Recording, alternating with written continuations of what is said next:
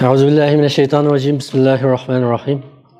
Biz bir neçə gündən yaxın ayet köp qılğan bir dua var. Yani inneke afuvun kerimun tuhibbul affe fa'fu anna. Yani onun mənası ey Allah sen afu qılğıçsan, bizni keçirgin, fa'fu anna, yani bizni keçirgin, tuhibbul affe, afu qilishni yaxshi ko'rasan. Bizning bugun so'zlaydiganimiz dal mush afuchallik, keçirib etish. Bizning dinimizde bu afuchallik, keçirib etish nihoyatda muhim bir axloqlarning biri, ammo bunun o kadar muhimligiga nisbatan biz eng ahamiyat vermeydigan, hatta ba'zi afuchan bo'lmaslikni, boshqacha aytganda adovatni saqlashni, kechirmaslikni o'zimizning bir g'ururi, o'zimizning bir xil ustunlikka hisoblaydigan nihoyat yomon bir illat mavjud. Allah Qur'oni Karimda afuchallik haqida Huzil affe, yani başlayalım şu ayette deydi, bu bunu tutqun degan gapimdi. Bunu ching tutinglar degan ma'noda. Yani bunu do'st tutqin. Yaxshilikqa buyrug'in, nadallardan yiroq tug'in. Yani nadallardan yuz o'rgin, nima nadallar bilan tang bo'lmag'in debdi. Va a'rid anil jahilin. Endi buning ma'nosi menimcha bu bunda xato tushunilmasimi ayet deyilgan vaqtda. Bu nadallarga ügetmemdik, nadallarga to'g'rini bildirmemdik. Eğer biz nadallarni tashlab etsek, o vaqtda ular texim o'zining nadalligida davomlashib mengavermemdi degan savol tug'ilishi muqarrar menimcha. Menimcha bu tekrar terbiye qilinsimi, so'zlansimi, to'g'ri yo'lda menishni xohlamagan nadallar. Allah yana Qur'oni Karimda shunday deydi: "Aranglarda ahli kiram va davlatmal bo'lganlar xish aqrabolarga, miskinlarga ve din yolida hicret qilganlarga bir narsa bermaslikka qasam qilmasin. Ularning gunohini afu qilsin, kechirsin. Allohning sizlarni mag'firat qilishini yoqtirmamsizlar? Allah nihoyatda mag'firat qilg'uchidir, nihoyatda mehribondir." Bu oyatning nozil bo'lish sababi Hazreti Ebu Bekir radhiyallohu anhuning Mistah deydigan bir xizmatchisi var. Bu xizmatchisi nima ish qiladi? Bu xizmatchisi dal biz jiq tilga olgan Hazreti Ayşe'ye çaplangan böhtan vakasida Abdullah ibn Ubey taqatgan fitne fasatlarga işinip gelip böhtanlarga muşularning köp kısmını taqatishga sebep bo'lgan biri. Şunun bilan bu oshkorlangandan keyin Hazreti Ebu Bekir nayet achchig'i kelib, çünkü o her aylık onun iqtisodiy chiqimi Hazreti Ebu Bekirni qilib kelgan nechilik yoqi. Şunun bilan ish oshkorlangandan keyin, yani Mistahning böhtan taqatgan odam ekanligi o'tirib chiqqandan keyin Hazreti Ebu Bekir nayet achchig'i kelib, şunun bilan onunğa qat'iy yaxshilik qilmaslikqa, onunğa bo'lgan bu iqtisodiy nafaqasini üzüdiganligiga va'da qiladi. Shu sababdan bu oyat nozil bo'lgan. Shu sababdan yani sizlar bunda bir yaxshi ishni qilmaslikqa va'da qilmanglar. Ularni kechirib o'tinglar. Gerçi ularni yoqtirmasanglarmi, ularni kechirib o'tinglar, ularga hech qisi yo'q danglar. Ularni kechirib o'tinglar deydi. Bunda o'ylab boqili, Payg'ambar alayhisolamning ayoli Hazreti Ebu Bekirning o'zining qizi. Taqalgan böhtan da kichik böhtan emas. O bevosita nomusiga, inovatiga berib taqiladigan ajoyib ig'ir bir böhtan. Shu böhtanni taqatgan kishini Allah kechirib etgan deyapti. Agar biz tasavvur qilib baqsak, biz ba'zida o'zimiz sal yoqtirmagan bir odamga, ma'lum bir qiliqi bizni ranjitgan bir odamni ayt osonlikcha kechirolmaymiz. Yaxshi muomala qilish bu yoqtusin, yaxshilik qilmaymiz. Bu oyat orqali to'g'rining nima ekanligini bilalaymiz. Yani Allah yine Qur'oni Karimda deydi, müminlarning sifatini bayon qilib, "Vellezina yejtenibuna keba'iral ismi vel fawahisha ve iza ma gazibu hum yaghfirun." Yani gunoh kabirlardan, qabih ishlardan saqlanuvchilarga, hamda darg'azab bo'lganlarni kechiralaydiganlarga Allohning huzuridagi savob texmi boqiy, texmi yaxshidir. Mayadiki ular g'azablangan vaqtlarida yaghfirun, yani kechiralaydigan. Biz mag'firat talab qilish degan so'zni bilamiz, va yaghfirun degan ashu so'zning so'z tumuri. Ya'ni nayt ochiqlangan vaqtda hech qisi yo'q deb kechiralaydigan, afu qila oladiganlarga Allohning dargohidagi savob hem boqiy, hem nayt yaxshi deydi. Hamda bu tuvandagi oyatda afuchallikning bir yüksek bir pellisi o'tirib qo'yilgan. Ve ceza'u sayyi'atun misluha. Yani bir yamanlıkның cevabı şununla o'xshash bir yamanlık. Şunda mı? Yani aşında bir yamanlık bolsa mı? Bunun manası nima? Eğer sizga birisi bir yamanlık kılsa, aşında aşırı etmegen bir yamanlık bilen üçünlarni asanlı buludu. Sizni tillasa, eşip ketmegen bir til bilen tillasanlı buludu. Meyatki sayyiatun mislaha degeni şununla okşaş. Mesela değil, birisi sizni tillasa, bir uzunuz olmaydı. Ama tilledi ve urmaya deseniz olmaydı. Ama şunda bolsa mı? Femen afa ve eslaha. Şunda bolsa mı kim keçirip etse, yine hiç kısı yok, meyli diyelese ve eslaha ve arını oңuşasa, yani arını ıslah kılsa. Aşında üzüge yamanlık kılgan bolsa mı? Yamanlık bilen cevap kaytırmasın. Bu kılıvetip ve arını oңuşasa, Allah onun ecrini bilirdi. Allah hakikaten zulüm kılgıçılarını dost tutmaydı. Hem de bu kılış, keçirip etiş, biz hazır tılgı ilişkine ait asan boğunu bilen, ama insanın psikolojisi noktasını etkilen vakitte, bazı vakitte buna ait kıyın bir iş, ters bir iş. Çünkü biz uçurgan bir nahakçılık, bir yamanlık, her kıtım oylasak içimizde bir açık kılıp, hem de bir unutup giteydiği vakitte, hem de keçirip eteydiği vakitte, hem de her kıl sebepler tüpeyeldim, unutup gitiş, keçirip etiş, hiç kısı yoktu, hiç nahayeti ters vuruldu. Tabi bu şümeyende şu Allah Kur'an-ı Kerim'de şundaktaydı.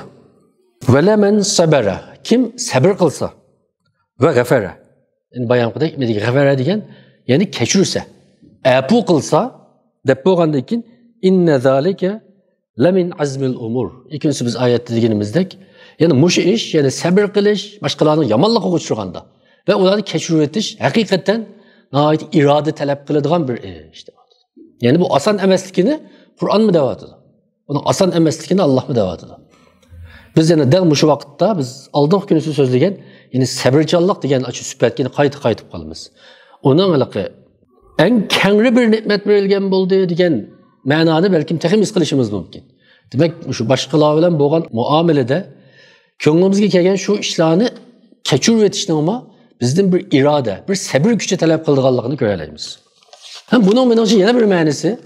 Biz deyimiz ben de kılanmaydı iken diğerlenecek anlayayım ben. Ben könglemden çıkaraydıysam mı çıkarıvetemedim. Bunda kılaydysam mı kılanmadım.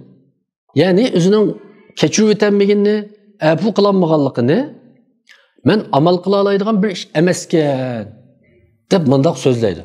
Halbuki Allah Kur'an-ı Kerim'e ait uçuk kılıp bizge sizi kılanmaydıgan bir işini buyurmuduk dep uçuktaydı. Yani sizlerin taqıtınlardan halkıp ketken bir işini buyurmuduk deydi. Onda oğan iken meyedeki keçirişki kılıngan tergib sizlerin taqıtınlarının içindeki iş bu diyen gep. Doğru taqıtınlarının içindeki iş. Ama şu irade ketediğin, tesrek kılıdığın iş bu kılalaydıgan iş diyen meyeldi. Çünkü bizden ben kılanmaydı iken bu tesken bana diyen gep üzümüzü aldaş, üzümüzü teselli verişin başka neresi emez. Hatta belki hem de Allah bizde okşamagan psikik micazlarda yaratkanlık için bazımızın aşında adavet güçlük oluşu mümkün. Keçirip etişimizden test oluşu mümkün. Eğer del nahayeti eğri geledi Allah, yani test keçireleydi Allah, adaveti güçlükle keçirip eterse, adaveti yengil, asan keçireleydi Adem'e karaganda Allah tekimi çok ecir verdi. Çünkü Ademlerin micaz karakteri psikiksi okşamaydı, sınaklı okşamaydı. Bazı adamlar özünün bazı nefsini başkuruşta aciz oluşu mümkün. Bazı adamlar iktisadi işlerde özünü başkuruşuna ait kıyınılışı mümkün. Yani bazılarında da edep, ahlak meselelerde tesrek kılışı mümkün. Del aşı biz sınalgan aşı noktalarda kayısı bizden acizliğimiz olsa, şu acizliğimizi yenip kılalısak, menimce şu noktada küçük kişiler kılalıgan karganda Allah çok köp ecir verdi. Bu huddi mesela değil, bir bala, mesela biz ata-ana bulu süpütümüz ile bir balımız edebiyatta yaxşı. Yani til derslerine ait yaxşı. Matematik taza yaxşı emez. Ama biz matematikine ait yaxşı ügünüş hakkında onun sözlüdük, tirişti. Ait cık capal müşakkat göğüstüp, matematikte sel ilgilise, biz edebiyatı tuluk numur ağanlığımı bekerek hoşulumuz. Nemişka? Çünkü bu bala matematikini ters ügün etti. Bu müşüncilik ügünüş için ait tirişçallık göğüsettiği de biz anın tirişçallığını takdirleyimiz. Xuddi şunun qoxşaş, Allah bizden, biz vay men kılanmaydıkken, micazimge eğer geldikken, digen işlerini eğer kılalasak, irademiz ve imanımız ile çokum başkalarına karaganda hesselep ecr alımız. Peygamber Aleyhisselam hadislerden şu əpuçallık hakkında acayip mühim hadislerini diyen ki biz bunda okusak əpu kılmazlıkka, keçirmezlikka hiç kanda bahanemiz kalmaydı. Mesela Ubade İbni Samet'ten rivayet kılındı. Peygamber Aleyhisselam bunda diyen. Ben sizlerge derecanlarını asmanga taqaştırıp ötediğin bir emelini sözlep bireyim. Sana nadallık kılgan kişiye eğir besik bulursan. Biz bazı deyimiz ya, bu teke bilmeydi o deyimiz. Biz gisel yamanlık kasımı nadallıkıdın kıldı, hiç kısı yok diyeleyimiz. Yani şulağı eğir besik bulursa. Sana zulüm kılgan kişini keçirirse. Yani sana zulüm kılgan kişini keçirirse. Sana vermegen kişiyi sen bilirse. Seni izlemeyen kişini sen izleyse. Bu ya da acayip çok bir muamele ahlakı görülüyor. Biz küpünce vakitte hayatta münasebetini nemi üstüge kurumuz? Ticaretçiye okşaş, eliş, beriş üstüge kurumuz. O kıldı, anadaki ben kılma. O kılmadı, ben kılmayım. O beğdi, şuna beğdim, o beğmedi, ben beğmedim. Yani bizden normaldeki ictimai münasebetimizde biz xuddi meblagsel işe okşaş muamele kılımız. Mesela o bana bir kıtım hediye kıldı, emdi ben hediye kılma. O beni bir kıtım çağırdı, emdi ben çağırma. Toğra ictimai münasebette bu xilliqi her iki tarafdan ortak tirişçallıqı bilen tutup turulduğanlıqı bir hakikat, bir kanuniyet. Ama mayadaki bir yuqur makam ba. Bizim dinimiz bizden talep kılgan bir makam ba.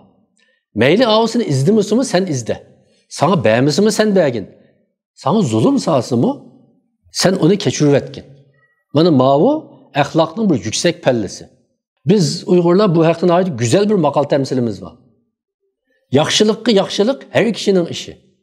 Ama yamanlıkı yaxşılık her kişinin işi. Yani yaxşılık ne? Hem madem kılıdı. Mesela birisine yaxşılık kılsak, yaxşılık kaytırış normal bir akli takazza da bilimiz. Ama yamanlık kılgan kişiye yaxşılık kılış, bana mavi hakiki, iradelik, hakiki özünün nefsini başkuralaydıgan kişilerin işi de vardı. Emniyettim real dünyada bunda Ali Cenab fazilet ilgileri köp uçurmaydı. Allah hemmimizni benim için muşunda Ali Cenab buluşqa Allah nasip kılsın. Enes radıyallahu anh'da bir hadis rivayet kılındı. Peygamber Aleyhisselam sahabeler bilen şunda oturttu. Bir adam öttü. Taharet ağan yüzlüğüne sakalıdın su temip durduğun. Şuna bu adam ötkenden keyin o adam kiliştin burun Peygamberimiz dedi. Birdemden keyin bir cennet ehli keledi bu yerga dedi. Degandek birdemden keyin bir adam geldi. Qarşı şu endi taharet ağan da sakallarıdın da su tamçılap durduğun bir adam. Şuna bu adam geldi, etsi yana. Birden keyin yana bir cennet ehli keledi o da. O da 3 gün bu iş tekrarlandı. Her kıtım muş adam, okşaş adam geldi. Şunun bilen Abdullah ibn Emir kızıkıp bu işqa. Şuna o adamın yeniği berip dedi. Ben ata-anam bilen gıcıldışıp gelip ben keşte öyü baranmayım ben. Yani bugün öyde yatmayım ben. Ben senin uyanında bir yatkan bolsam bine çıkıyor. Diyendikin adam makul dedi. Onun maksidi bu cennet ehli de haber verildi Peygamberimiz tarafından. Zaten bunun bizge okşamaydıgan kanda bir emeli vardı o. Tabi onun kızıkıp onun egi badı yattı. Bir gün öttü, 2 gün öttü. Hiç kanda bir alayda emel görmedi. Yani okşaşı namaz okudu. Kim okladı. Şunu olan ahirde bu 3. günüsü bu da yani çidap travmayı hem de benim kilişimin sebebini sana depri. Esli ben ata-anam bilen onda işim bolmagan aramda. Senin aşında bir alayda bir emelinli bir kürü alayda hep kelgendim ve 3 günün yakı hiç kanda bir iş köymedi. Diyendikin o adam dedi, benim başka hiç kanda alayda işim yok dedi. Bob temisi ben kaytayda hoşlaşıp manga vakti o adam çağırıp dedi. Ama benim mında bir işim var. Ben uxlaştım burun her güne yani. Ben bir adamı adavet tutup uxlap kalmayayım. Yani ben pul kılıp etip uxlap kalmayayım. Yani küzemli yumuştum burun. Ben bir adamı adavet tutkan halette uxlamayayım ben. Tabi şunda değil. Yani normalde hem de bu ben adamı adavet tutmasından ibaret bu hareket kaliptiki iş olgandikin sahabenin kövmeslik iğni hemde. Ya bu namaz başka iş olmaganlık için. Yani ben musulmanlığa birilgen hiç kanda bir yaxşı işqa haset kılmayma ve hiç kanda bir musulmana adavet kılmayma uxlaştın burun ben adavet bilen köz yummayma. Dep şunda degan. Yani bazı vaqt oylaymiz bir musulmanga birilgen yaxşılıqqa adam kanda mı? Haset qilib qoladi o deb. İnsanlıkta şeytan o kadar yaman ki haset kıldırıyor ötedi. Bulup mu? Bu okşaş kişiler oturursa da mesela yeşil okşaş. Ben adette ne dep koydum? Yaşdaş, cinisdaş, devirdaş, kesipdaş. Bu şu 4 daş kişilerin işi de Haset intayin güçlük ve naiti nima oldu? Mesela bir alim, mesela 20-30 yaşga kirgen, endi ilimde yitilgen birisi 60-70 yaşlık bir ustazga haset qilmaydi. Çünkü o üzüge teng emas. Ama o üzü bilen teng sinifidagi bir savaqdashi haset qilish ehtimoli bor. O'xshash ikki tijoratchi og'ayni, birisi maoshni qilib tijorat qilib pul tepib ketdi, o'xshash ishni yana birisi qilib pul topolmay qoldi bo'lsa, topolmay qolganda haset qilib qilish ehtimolligi bek yuqori. Mesela bir yurtdan bir mollam chiqsa, ikkinchi o'xshash bir mollam chiqsa, avmi o'xshash uni qabul qila olamdi. Bu ilqi aytilmoqqa nayt oson. Ammo reallikda haqiqatan bir mü'minning qalbida ba'zi vaqtda bikadan bikaga yana bir mü'minga nisbatan, uningga bilgan yaxshilikka nisbatan bir hasad, bir ko'ranmaslikning paydo bo'lib qolishi ko'p uchraydigan bir ish. Çünkü hiç kim buna haset demeydi. Hiç kim özünün hasetxor ekanligini, hasad qilib tashlaganligini o'ziga itiraf qilgisi kelmaydi. Ayaqa herkes unda emas deydi. O'ziga itiraf qilgisi kelmaydi. Ammo haqiqatan o'ziga rasmiy operatsiya chiqini tiqqan vaqtida qalbiga uni bilalaydi. Yine Peygamberimiz hadiste deydi. Şüphesizki suxanchilik bilan adovat do'zaxdadir. Suxanchilik bilan adovat do'zaxdadir. Mü'minning qalbida bu ikkisi jam bo'lib qolmaydi deydi. Bir mü'minning qalbida suxanchilik qiladigan bir ish bilan adovat tutadigan bir ish jam bo'lib qolmaydi. Endi biz ikki odam o'rtasidagi munosabat buzilgan vaqtda albatta bireylar balki aktivlik bilan, yani tashabbuskorlik bilan bu munosabat o'ngshash uchun kelib kechirim so'rashi, uzr aytishi mumkin. Yani mushu ma'noda Peygamberimiz ma'vadisida deydi. Kimki bir qarindoshi uzr aytib kelsa, agar u uni qabul qilmasa qarashtirib, uningga bir budangchining gunohi yozildi. Hatto yana bir rivoyatda Havzi Kavsardan ichanmaydi degan. Buning ma'nosi nima? Jannatga kirmaydi degan gap. Mesela ba'zi vaqtda shunda bir uqishmasliklar yoki ma'lum bir xatoliklar bir ish yuz bergandan keyin birisi özür aytib kechirim so'rasa, hatto qarashtirib inkos qaytarmaydigan, javob qaytarmaydigan, uni qabul qilmaydigan kishilar bor. Shular o'ylanib baqsa bo'ldi endi. İbn Abbas rivoyat qilib shunday deydi, Payg'ambar alayhisalom bunday degan. Men sizlarga eng yomonroqlarni aytib berayman. Sahobalar degan aytib bersin ya Rasululloh dedi. Shu qulga zulm sog'ininglar eng yomonroqlar dedi. Undan keyin buningdan yomon kishini aytib berayman. Uningdan yomon kishilarni yomon ko'radigan va kishilarni uni yomon ko'radigan kishilar. Mesela ba'zi odamlar bor, hech kimni yoqtirmaydigan. Shunlar boshqa odamlarni u kishini yoqtirmaydigan bir odamlar bor. Undan keyin men bu odamdan yomon kishini aytib berayman dedi. Yani bu odamdan yomon kishilar nima?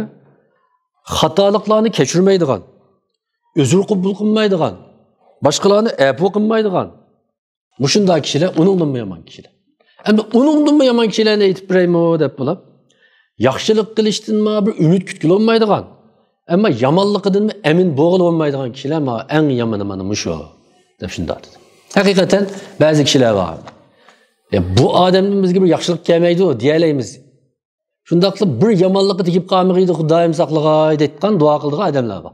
Ya'ni bu dunyoga hech qanday foydasi yo'q insonlar bor. Hatto musulmon bo'lsin ba'zida.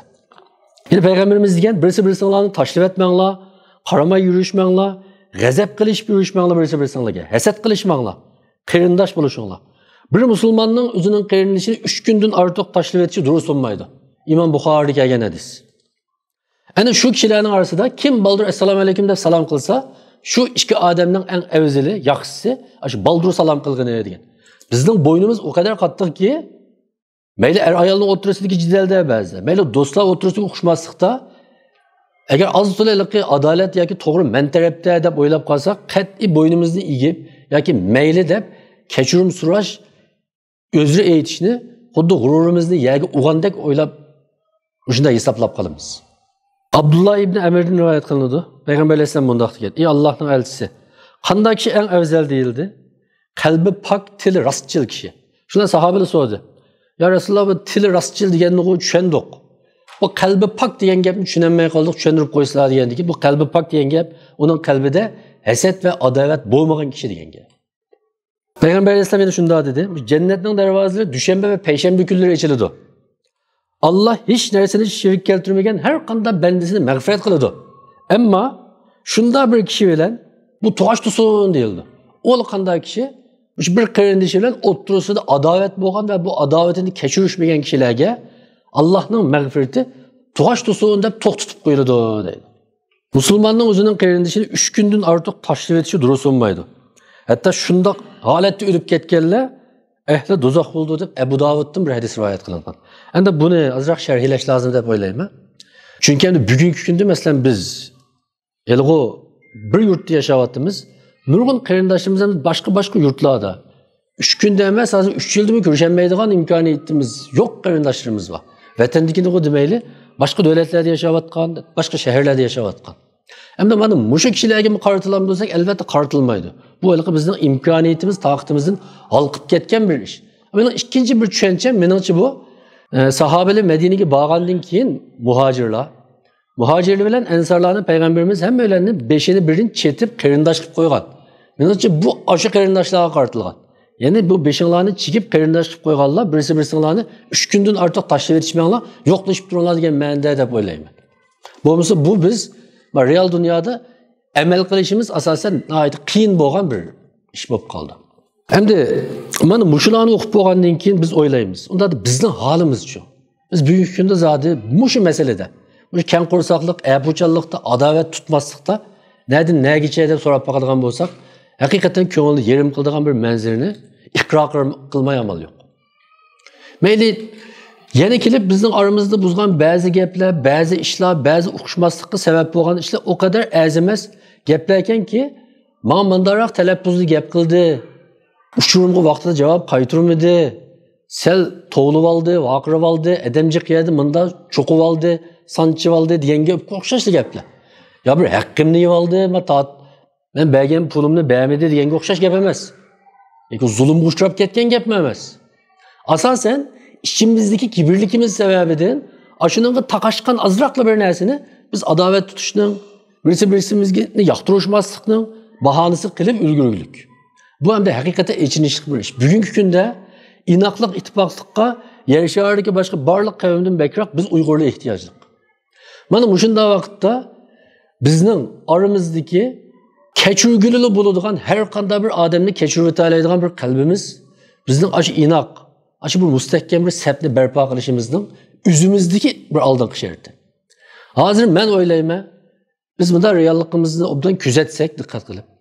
Bizning oramizni buzayotganlari biz o'ylaymiz. Xitoy oramizga fitna fasod soldi.